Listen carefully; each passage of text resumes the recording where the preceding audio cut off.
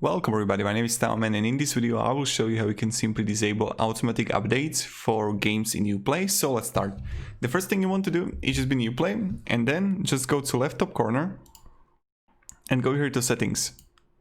And when you will be here, you want to click here on network and you will see be here in downloads and you're gonna see here enable automatic game updates for recently played games. So what you want to do is just unclick it. So again, you go here, settings, network, and disable automatic game updates. So this is pretty much it how we do it. Thank you very much for watching. If you have any questions, guys, ask it down in the comments. And yeah, have a great day and goodbye.